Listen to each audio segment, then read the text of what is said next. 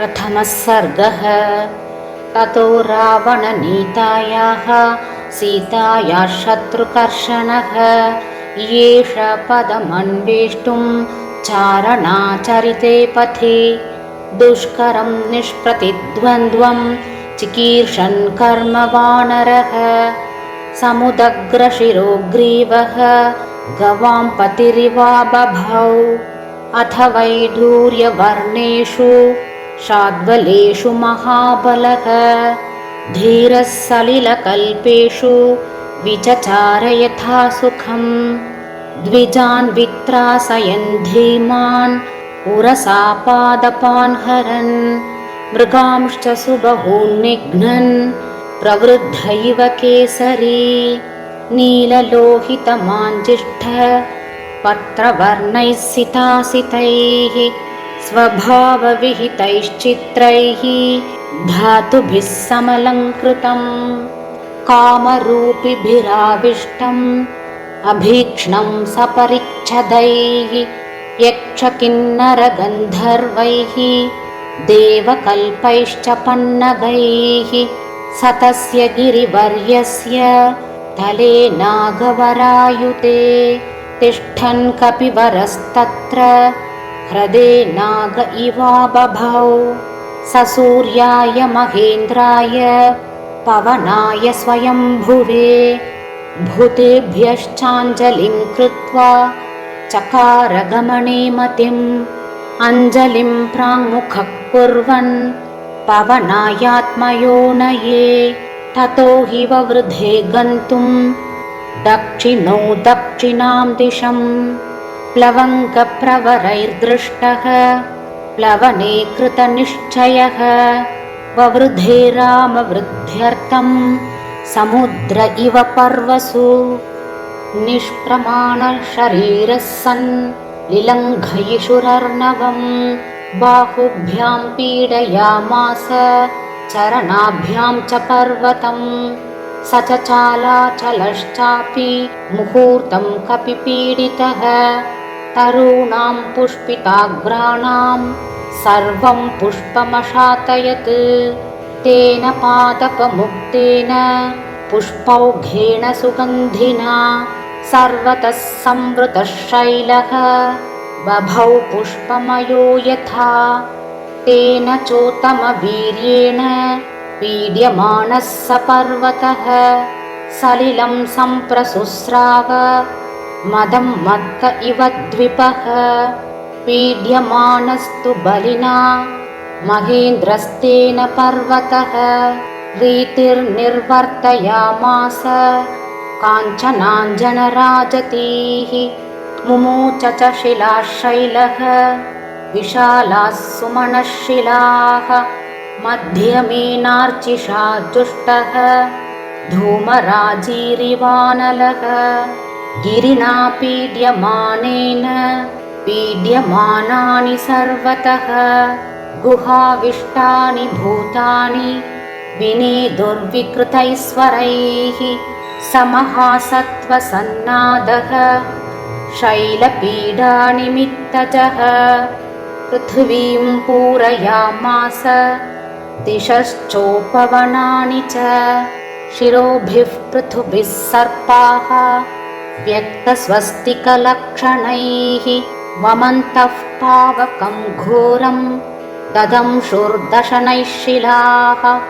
तास्तदा सविषैर्दष्टाः कुपितैस्तैर्महाशिलाः जज्ज्वलुः पावकोद्दीप्ताः बिभिदुश्च सहस्रधा यानि चौषधजालानि तस्मिन् जातानि पर्वते विषघ्नान्यपि नागानां न शेकुः शमितुं विषम् भिद्यतेयं गिरिर्भूतैः इति मत्वा तपस्विनः त्रस्ता विद्याधरास्तस्मात् उत्पेतुस्त्रीगणैः सह पानभूमिगतं हित्वा हैममासवभाजनं पात्राणि च महार्हाणि करकांश्च हिरण्मयान् लेह्यानुच्चावचान् भक्ष्यान् मांसानि विविधानि च आर्षभानि च चर्माणि खड्गांश्च कनकत्सरून् कृतकण्ठगुणाहाक्षीभाः रक्तमाल्यानुलेपनाः रक्ताक्षाः पुष्कराक्षाश्च गगनं प्रतिपेदिरे हारनूपुरकेयूर पारिहार्यधरा स्त्रियः विस्मिताः सस्मितास्तस्थुः आकाशे रमणैः सह दर्शयन्तो महाविद्यां विद्याधरमहर्षयः सप्रियास्तस्तुराकाशे वीक्षां चक्रुश्च पर्वतम् शुश्रुवुश्च तदा शब्दम् ऋषीणां भावितात्मनां चारणानां च सिद्धानां स्थितानां विमलेम्बरे एष पर्वतसङ्काशः हनुमान् मारुतात्मजः तितीर्षति महावेगः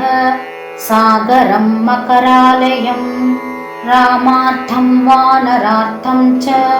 चिकीर्षन् कर्म दुष्करम् समुद्रस्य परं पारं दुष्प्रापं प्राप्तुमिच्छति इति विद्याधरा श्रुत्वा वचस्तेषां तपस्विनां तमप्रमेयं ददृशुः पर्वते वानरर्षभम् दुधुवे च सरोमाणि चकम्पे चाचलोपमः ननादसु महानादं समहानिवतो यतः आनुपूर्व्येण वृत्तं च लाङ्गूलं रोमभिश्चितम् उत्पतिष्यन् विचिक्षेप पक्षिराज इवोरगम् तस्य लाङ्गूलमाविद्धम् आत्तवेगस्य पृष्ठतः ददृशे गरुडेनेव क्रियमाणो महोरगः बाहू संस्तम्भयामास महापरिघसन्निभौ ससाद च कपिकट्यां चरणौ सञ्चुकोच च संहृत्य च भुजौ श्रीमान् तथैव च शिरोधरां तेजः सत्त्वं तथा वीर्यम् आविवेश स वीर्यवान् मार्गमालोकयन् दूरात् ऊर्ध्वं प्रणिहिते क्षणः रुरोध हृदये प्राणान् आकाशमवलोकयन् पद्भ्यां दृढमवस्थानं कृत्वा स कपिकुञ्जरः निकुञ्च्य कर्णौ हनुमान् उत्पतिष्यन् महाबलः वानरान् वानरश्रेष्ठः इदं वचनमब्रवीत् यथा राघव निर्मुक्तः शरश्वसनविक्रमः गच्छेत्तद्वद्गमिष्यामि लङ्कां रावणपालितां न हि द्रक्ष्यामि यदि तां लङ्कायां जनकात्मजाम् अनेनैव हि वेगेन गमिष्यामि सुरालयम् यदि वा त्रिदिवे सीतां न द्रक्ष्यामि कृतश्रमः बद्ध्वा राक्षसराजानम् आनयिष्यामि रावणम् सर्वथा कृतकार्योऽहम् एष्यामि सह सीतया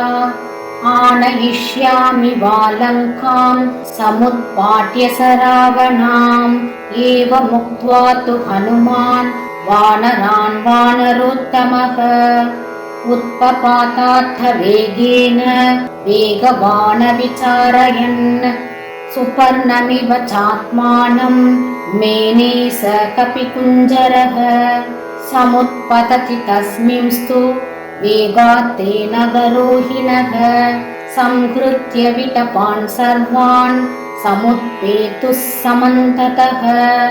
समत्तको यष्टिभखान् पादपान् पुष्पशालिनः उद्वहन्नूरुवेगेन जगाम विमलेम्बरे ऊर्वेगोद्धता वृक्षाः मुहूर्तं कपिमन्वयुः प्रस्थितं दीर्घमध्वानं स्वबन्धुमिव बान्धवाः तदूर्वेगोन्मथिताः सालाश्चान्येन गोत्तमाः अनुजग्मुर्हनूमन्तम् सैन्या इव महीपतिम् सुपुष्पिताग्रैर्बहुभिः पादपैरन्वितः कपिः हनूमान् पर्वताकारः बभूवाद्भुतदर्शनः सारवन्तोऽथ ये वृक्षाः यमज्जन्लवणाम्भसि भयादिव महेन्द्रस्य पर्वता वरुणालये स नानाकुसुमैर्कीर्णः कपिः साङ्कुरकोरकैः शुशुभे मेघसङ्काशः खद्योतैरिव पर्वतः विमुक्तास्तस्य वेगेन मुक्त्वा पुष्पाणि ते द्रुमाः अवशीर्यन्त सलिले निवृत्ताः सुहृदो यथा लघुत्वेनोपपन्नं तत् विचित्रं सागरे पतत् द्रुमाणां विविधं पुष्पं कपिवायुसमीरितं पुष्पौघेनानुविद्धेन नानावर्णेन वानरः बभौ मेघ इवोद्यन्वै विद्युद्गणविभूषितः तस्य वेगसमाद्धूतैः पुष्पैस्तोयमदृश्यत ताराभिरभिरामाभिः उदिताभिरिवाम्बरम् तस्याम्बरगतौ बाहू ददृशा ते प्रसारितौ पर्वताग्राद्विनिष्क्रान्तौ पञ्चास्याविव पन्नगौ पिबन्निव बभौ श्रीमान् सोर्मिमालं महार्णवम् पिपासुरिव चाकाशं ददृशे स महाकपिः तस्य विद्युत्प्रभाकारे वायुमार्गानुसारिणः नयने सम्प्रकाशेते पर्वतस्थाविवानलौ पिङ्गे पिङ्गाक्षमुख्यस्य बृहती परिमण्डले चक्षुषी सम्प्रकाशेते चन्द्रसूर्याविवोदितौ मुखं नासिकया तस्य ताम्रया ताम्रमाबभौ सन्ध्यया समभिस्पृष्टं यथा सूर्यस्य मण्डलम् लाङ्गूलं च समाविद्धं प्लवमानस्य शोभते अम्बरे वायुपुत्रस्य शक्रध्वज इवोच्छ्रितः लाङ्गूलचक्रेण महान् शुक्लदंष्ट्रोनिलात्मजः व्यरोचत महाप्राज्ञः परिवेशीव भास्करः स्फिग्देशेनाभिताम्रेण रराजस महाकपिः महता दारितेनेव गिरिर्गैरिकधातुना तस्य वानरसिंहस्य प्लवमानस्य सागरम् कक्षान्तरगतो वायुः जीमूत इव गर्जति केयथा निपतन्त्युल्का ह्युत्तरान्ताद्विनिसृता दृश्यते सानुबन्धा च तथा स कपिकुञ्जरः पतत्पतङ्गसङ्काशः व्यायतः शुशुभे कपिः प्रवृद्धैव मातङ्गः कक्ष्यया बध्यमानया उपरिष्टाच्छरीरेण छायया चावगाढया सागरे मारुताविष्टा नौरिवासीत् तदा कपिः यं यं देशं समुद्रस्य जगाम स महाकपिः ससतस्योरुवेगेन सोन्माद इव लक्ष्यते सागरस्योर्मिजालानि उरसा शैलवर्ष्मणा अभिघ्नंस्तु महावेगः उप्लुवे स महाकपिः कपिवातश्च बलवान् मेघवातश्च निःसृतः सागरं भीमनिर्घोषं कम्पयामास तुर्भृशम् विकर्षन्नूर्मिजालानि बृहन्ति लवणाम्भसि पुप्लुवे कपिशार्दूलः विकिरन्निव रोदसी मेरुमन्दरसङ्काशान् उद्गतान् समहार्णवे अत्यक्रामन्महावेगः तरङ्गान् गणयन्निव तस्य वेगसमुद्धूतं जलं सजलदं तदा अम्बरस्थं बिबभ्राज शारदाभ्रमिवाततं तिमिनक्रझषाकूर्माः दृश्यन्ते विवृतास्तदा वस्त्रापकर्षणेनेव शरीराणि शरीरिणां प्लवमानं समीक्ष्याथ भुजङ्गाः सागरालयाः व्योम्नितं कपिशार्दूलं सुपर्ण इति मेनिरे 10 योजनविस्तीर्णा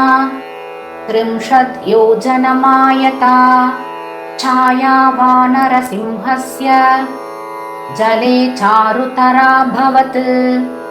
श्वेताभ्रघनराजीव वायुपुत्रानुगामिनी तस्य सा शुशुभे छाया वितता लवणाम्भसि शुशुभे स महातेजाः महाकायो महाकपिः वायुमार्गे निरालम्बे पक्षवाणिव पर्वतः येनासौ याति बलवान् वेगेन कपिकुञ्जरः तेन मार्गेण सहसा द्रोणीकृत इवार्णवः आपाते पक्षिसङ्घानां पक्षिराज इवा बभौ हनूमान् मेघजालानि प्रकर्षन्मारुतो यथा प्रविशन्नभ्रजालानि निष्पतंश्च पुनः पुनः प्रच्छन्नश्च प्रकाशश्च चन्द्रमा इव लक्ष्यते पाण्डरारुणवर्णानि नीलमाञ्जिष्ठकानि च कपिना कृष्यमाणानि महाभ्राणि चकाशिरे प्लवमानं तु तं दृष्ट्वा प्लवगं त्वरितं तदा ववृषुः पुष्पवर्षाणि देवगन्धर्वचारणाः ततापनहितं सूर्यः प्लवन्तं वानरेश्वरं सिषेवे च तदा वायुः रामकार्यार्थसिद्धये ऋषयस्तुष्टुवुश्चैनं प्लवमानं विहाय सा जगुश्च देवगन्धर्वाः प्रशंसन्तो महौजसं नागाश्च तुष्टुवुर्यक्षाः रक्षांसि विबुधाखगाः प्रेक्ष्याकाशे कपिवरं सहसा विहतक्लमं तस्मिन् प्लवगशार्दूले प्लवमाने हनूमति इक्ष्वाकुकुलमानार्थी चिन्तयामास सागरः साहाय्यं वानरेन्द्रस्य यदि नाहं हनूमतः करिष्यामि भविष्यामि सर्ववाच्यो विवक्षताम् अहमिक्ष्वाकुनाथेन सगरेण विवर्धितः इक्ष्वाकुसचिवश्चायं नावसीदितुमर्हति तथा मया विधातव्यं विश्रमेत यथा कपिः शेषं च मयि विश्रान्तः सुखेनातिपतिष्यति इति कृत्वा मतिं साध्वीं समुद्रश्छन्नमम्भसि हिरण्यनाभं मैनाकम् उवाच गिरिसत्तमं त्वमिहासुरसङ्घानां पातालतलवासिनां देवराज्ञा गिरिश्रेष्ठ परिघः सन्निवेशितः त्वमेषां जातवीर्याणां पुनरेवोत्पतिष्यतां पातालस्याप्रमेयस्य द्वारमावृत्य तिष्ठसि तिर्यगूर्ध्वमधश्चैव शक्तिस्ते शैलवर्धितुम् तस्मात् सञ्चोदयामि त्वाम् उत्तिष्ठ नगसत्तम स एष कपिशार्दूलः त्वामुपैष्यति वीर्यवान् हनूमान् रामकार्यार्थम् भीमकर्माखमाप्लुतः अस्य साह्यं मया कार्यम् इक्ष्वाकुहितवर्तिनः मम हीक्ष्वाकवः पूज्याः परं पूज्यतमास्तव कुरु साचिव्यमस्माकं ननः कार्यमतिक्रमेत् कर्तव्यमकृतं कार्यं सतां मन्युमुदीरयेत् सलिलादूर्ध्वमुत्तिष्ठ तिष्ठत्वेष कपिस्त्वयि अस्माकमतिथिश्चैव पूज्यश्च प्लवताम्बरः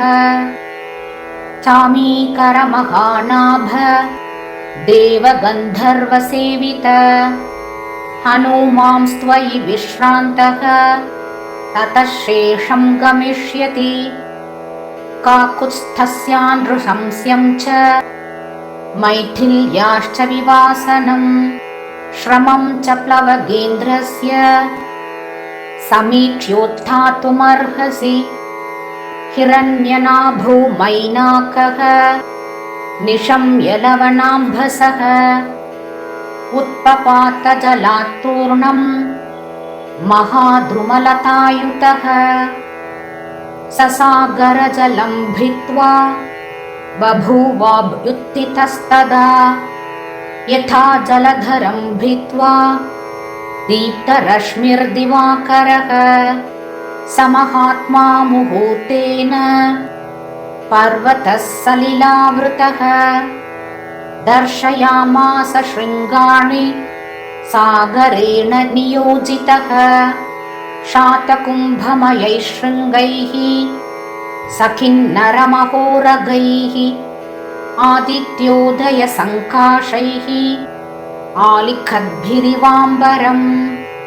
तप्तजाम्बूनदैः शृङ्गैः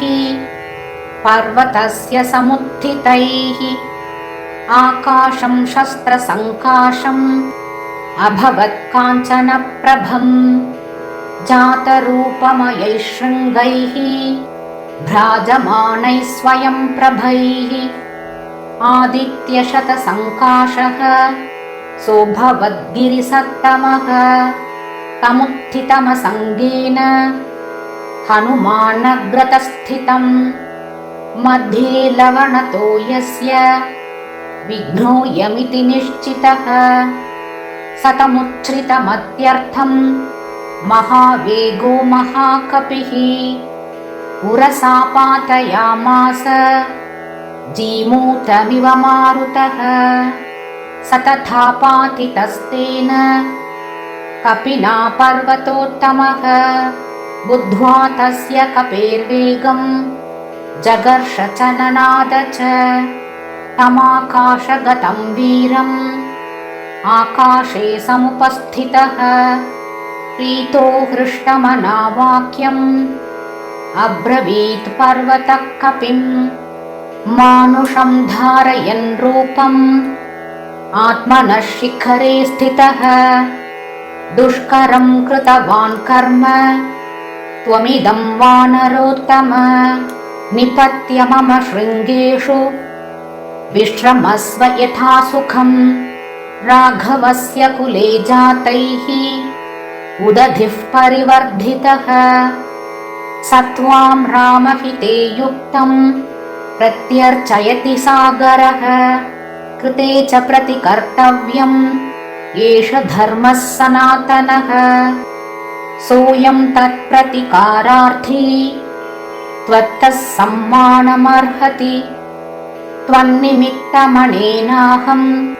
बहुमानात् प्रचोदितः योजनानां शतं चापि कपिरेष खमाप्लुतः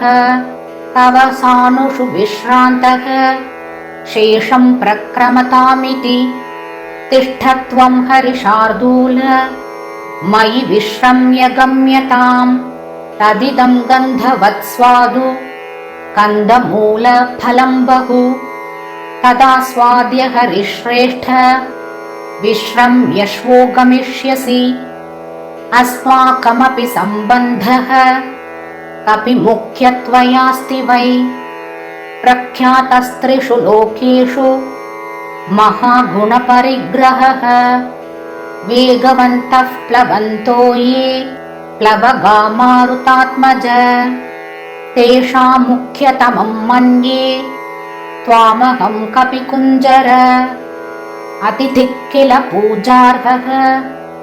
प्राकृतोऽपि विजानता धर्मं जिज्ञासमानेन किं पुनर्यादृशो भवान् त्वं हि देववरिष्ठस्य मारुतस्य महात्मनः पुत्रस्तस्यैव वेगेन सदृशः कपिकुञ्जर पूजिते त्वयि धर्मज्ञ पूजां प्राप्नोति मारुतः तस्मात् त्वं पूजनीयो मे शृणु चाप्यत्र कारणम् पूर्वं कृतयुगे तात पर्वताः पक्षिणो भवन् तेभिजग्मुर्दिशः सर्वाः गरुडानिलवेगिनः ततस्तेषु प्रयातेषु देवसङ्घाः सहर्षिभिः भूतानि च भयं जग्मुः तेषां पतनशङ्कया ततः क्रुद्धः सहस्राक्षः पर्वतानां शतक्रतुः पक्षांश्चिच्छेदवज्रेण तत्र तत्र सहस्रशः समामुपगतः क्रुद्धः वज्रमुद्यम्य देवराट् ततोऽहं सहसा क्षिप्तः श्वसनेन महात्मना अस्मिन् लवणतो ये च प्रक्षिप्तः प्लवगोत्तम